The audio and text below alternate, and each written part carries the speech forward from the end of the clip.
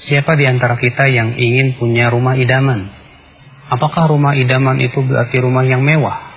Atau rumah yang serba fasilitas ada? Rumah idaman adalah yang sesuai dengan yang diperintahkan oleh Allah dan Rasul-Nya. Rumah idaman adalah rumah yang diberkahi oleh Allah Subhanahu wa Ta'ala. Rumah idaman adalah rumah yang dimasuki oleh malaikat rahmat. Lalu bagaimana kita bisa menjadikan rumah kita rumah yang penuh dengan keberkahan dari Allah dan rahmat Allah Subhanahu wa Ta'ala?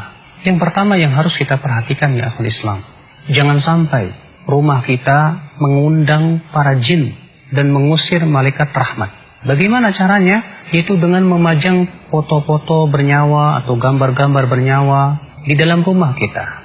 Coba dengarkan sebuah hadis Nabi SAW. Beliau bersabda, malaikat itu tidak akan masuk rumah yang ada di dalam rumah tersebut anjing dan gambar-gambar yang bernyawa. Malaikat yang dimaksud di sini dalam hadis ini adalah malaikat rahmat. Maka dari itu ya akhi, jangan kita gantungkan di rumah kita foto keluarga. Jangan kita gantungkan di situ gambar-gambar bernyawa atau patung-patung. Imam Ahmad meriwayatkan dalam musnadnya, suatu malam Rasulullah SAW berjanji untuk bertemu dengan malaikat Jibril. Malam itu Rasulullah menunggu, ternyata tak kunjung datang malaikat Jibril. Di pagi harinya Rasulullah keluar rumah, ternyata Rasulullah bertemu dengan malaikat Jibril.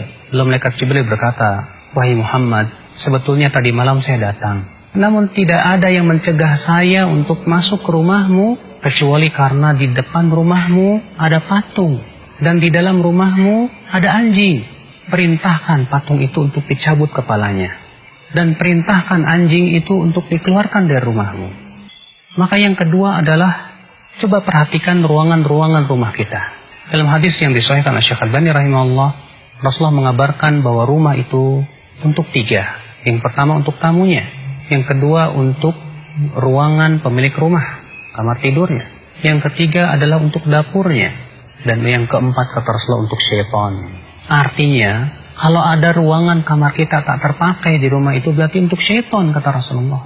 Kemudian ya akhul Islam, kita berusaha untuk mengisi rumah kita dengan zikir kepada Allah, dengan sholat, dengan baca Al-Quran. Al-Imam At-Tirmidzi meriwayatkan bahwa Rasulullah SAW, jangan kalian jadikan rumah kalian seperti kuburan. Maksudnya apa kata para ulama? Karena kuburan bukan tempat sholat, kuburan bukan tempat baca Quran. Maka rumah yang tidak ditegakkan padanya sholat, tidak dibacakan padanya Al-Quran, berarti rumah itu seperti kuburan. Kemudian setelah itu, rumah itu diisi oleh penghuni-penghuni yang bertakwa kepada Allah.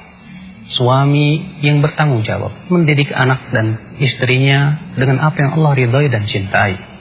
Istri yang begitu taat kepada suaminya, yang senantiasa mentaati suaminya dalam keridhaan Allah Subhanahu wa Ta'ala. Anak-anak yang senantiasa berbakti kepada orang tuanya. Subhanallah, sebuah rumah yang sangat kita idamkan tentunya. Bukan rumah yang mewah tapi kosong daripada zikir kepada Allah, akan tetapi adalah rumah yang banyak padanya zikir kepada Allah, sehingga akhirnya rumah itu memberikan ketentraman dalam hati, menjadi sebuah rumah bagi kita, surga kita di dunia.